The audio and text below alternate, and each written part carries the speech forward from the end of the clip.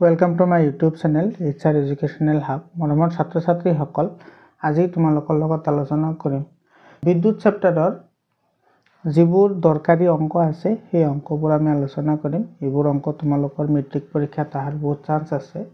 তো বলা আজি ভিডিওটো আৰম্ভ কৰিছো। সো আজি 12.1 আছে তোমালোকৰ কিতাপৰ 200 নম্বৰ পেজত আছে।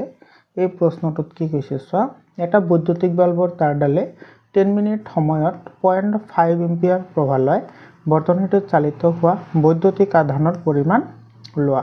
বৈদ্যুতিক আধান মানে এটো মানে প্ৰতি একক ক্ষেত্ৰফলৰ মাজত কিমান পৰিমাণৰ আধানৰ মান ওলাবলৈ দিছে। তো এইটো যদি আমি সমাধান কৰো, ইয়াতে চোৱা আমাৰ দিয়া আছে কি দিয়া আছে, ইয়াতে চোৱা যেটো টাইম দিয়া আছে কিমান 10 মিনিট। তো ইয়াতে মিনিটত দিয়া আছে, এটা আমি সেকেন্ডত নিবলৈ হলে এটো কি কৰিব লাগিব 60 ৰে মাল্টিপ্লাই কৰিব লাগিব। তো এটো হৈ যাব 600 সেকেন্ড। আৰু যেটো প্ৰবাহৰ মান I দিয়া আছে কিমান 0.5 এম্পিয়াৰ।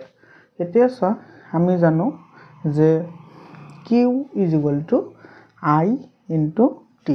এতিয়া চোৱা ইয়াতে I মান কিমান আছে, এটো আছে 0.5 এম্পিয়াৰ আৰু যেটো সময়ৰ মান আছে কিমান 600 সেকেন্ড। তো এটোৰে মাল্টিপ্লাই কৰিলে এটো কিমান আহি যাব, এটা আহি যাব 300 কুলম্ব এম্পিয়াৰ সেকেন্ডক। এটো এম্পিয়াৰ সেকেন্ডক আমি কি লিখিব পাৰো, কুলম্ব লিখিব পাৰো। তো চালিত হোৱা আধানৰ মান কিমান পালো আমি 300 কুলম্ব পালো। যেটো 12.2 যেটো एग्जांपल আছে সেই एग्जांपल হয় এটো। 12.2 কি কৈছে চোৱা, 12 ভোল্ট বিভৱবিদৰ এটা বিন্দুৰ মাজেৰে 2 কুলম্ব আধান চালিত কৰোতে কিমান কাৰ্য কৰিব লাগিব। এটা আমাৰ কাৰ্যৰ পৰিমাণ ওলাবলৈ দিছে। ইয়াতে সব বিভৱবিদৰ মান দিয়া আছে, বিভৱবিদৰ মান দিয়া আছে কিমান 12 ভোল্ট দিয়া আছে আৰু চালিত হোৱা আধানৰ মান দিয়া আছে কিমান 2 কুলম্ব দিয়া আছে। তেতিয়া হলে আমাৰ যেটো কাৰ্যৰ পৰিমাণ আমি সকলোৱে জানো যে কাৰ্যৰ পৰিমাণ আমি কি হেৰি ওলাব পাৰো, এটা ফৰ্মুলা আছে, এটো হৈছে W = V * Q। তো ইয়াতে চোৱা ভিৰ মান কিমান আছে, ভিৰ মান আছে কিমান 12 আছে। তো এটো 12 ভোল্ট আৰু Q মান কিমান আছে 2 কুলম্ব। তো এটো কিমান হ'ব 12 * 2 24 V কুলম্ব। এতিয়া চোৱা এটো ভোল্ট আৰু কুলম্বক আমি কি লিখিব পাৰো, জুল বুলি লিখিব পাৰো। তেৰ শুদ্ধ উত্তৰ হল 24 জুল। 12.4 যেটো एग्जांपल আছে হেতুত কি কৈছে, এটা বৈদ্যুতিক হিটাৰৰ দুই মূৰৰ প্ৰান্তৰ বিভৱবেদ 60 ভোল্ট আৰু ই উৎসৰ পৰা 4 এম্পিয়াৰ প্ৰবাহ আহৰণ কৰে। বিভৱবেদ 120 ভোল্টলৈ বঢ়ালে হিটাৰটোৱে কিমান পৰিমাণৰ প্ৰবাহ লব। তো এটো যদি আমি কৰিবলৈ যাও, প্ৰথমতে আমি চাম তো ইয়াতে আমাৰ কি দিয়া আছে। সো ইয়াতে আমাৰ দিয়া আছে কি দিয়া আছে, ইয়াতে বিভৱবেদ দিয়া আছে, বিভৱবেদ V = কিমান দিয়া আছে 60 ভোল্ট আৰু যেটো প্ৰবাহৰ মান I, প্ৰবাহৰ মান কিমান দিয়া আছে 4 এম্পিয়াৰ দিয়া আছে, এটো 4 এম্পিয়াৰ আমাৰ দিয়া আছে। তো ইয়াৰ পৰা প্ৰথমতে ইয়াৰ পৰা আমাৰ যেটো ৰোধ আছে আমি ৰোধটো ওলাই লও। সো আমি জানো ওমৰ সূত্ৰ মতে ৰোধ ইয়াতে R = কি হ'ব V/I হ'ব। কিয় হ'ব, কাৰণ ওমৰ সূত্ৰটো কি আছিল V = IR আছিল।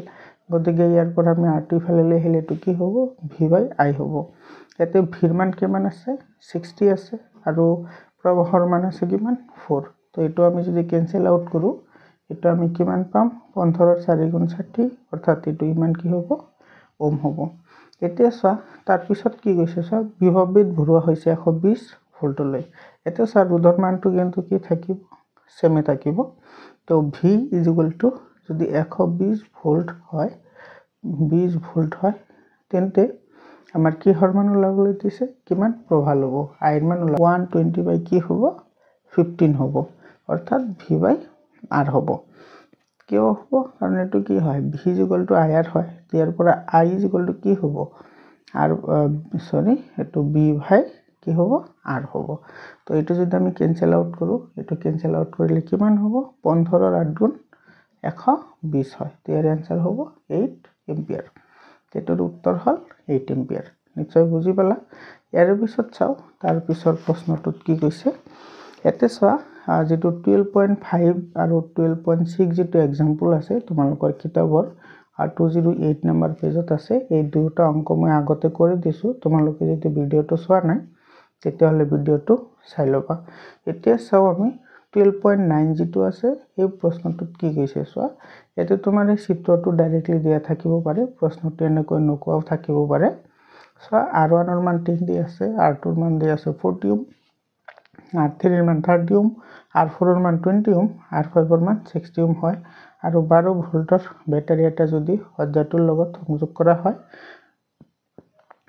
তেনেহলে বৰ্তনীটোৰ মুঠ ৰোধ আৰু বৰ্তনীটোৰ মাজেৰে চালিত মুঠ প্ৰবাহৰ মান নিৰ্ণয় কৰা।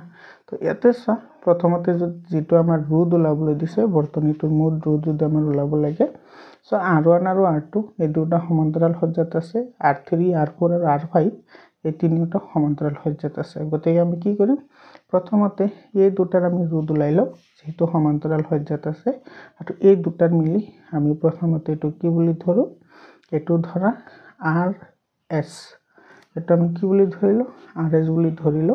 তো এই দুটাৰ মান আমাৰ দিয়া আছে, এই দুটা কি হ'ব 1/R1 + 1/R2 হ'ব। তো ইয়াতে R1 ৰ মান দি আছে কিমান, R1 ৰ মান দি আছে 10 আৰু R2 ৰ মান কিমান দি আছে 40। এতিয়া চোৱা 10 আৰু 40 যদি আমি এলসিএম লওঁ, 10 আৰু 40 ৰ এলসিএম কিমান হ'ব, তোমালোকে নিশ্চয় এলসিএম লোৱা জানা। এটো চোৱা 10 আৰু 40, ইফালে যদি এটো আমি 5 এৰে দিও তেতিয়ালে এটো যাব 2 আৰু এটো যাব 8, আকৌ যদি 2 ৰে দিও এটো যাব 1 আৰু এটো যাব 4, আকৌ 2 ৰে দিলে এটো যাব 2 টাইমস। তো 5 দুগুণা 10 হল, 10 দুগুণা 20 আৰু 20 দুগুণা কিমান হল 40 হল। এতিয়া ইফালে 40 ৰ ভিতৰত 10 কেইবাৰ আছে, 4 বাৰ আছে, গতিকে 4 আহিব আৰু এটো ফালে আছে একবাৰ। এটো হ'ব 5 কিমান হ'ব 40 হ'ব। তো ইয়াৰ পৰা যদি আমি RS টো লাও তেতিয়া হলে এটো উলটি যাব, উলটি গলে এটো আহিব 40/5, অৰ্থাৎ এটো আহিব কিমান 8 ওম। সিমিলাৰলি এটো যদি আমি কৰো, এটোটো আমি একে ধৰণে কৰিব পাৰো। এটো আমি কেনেকৈ কৰিম, ইয়াতো আমাৰ কি হ'ব, এটো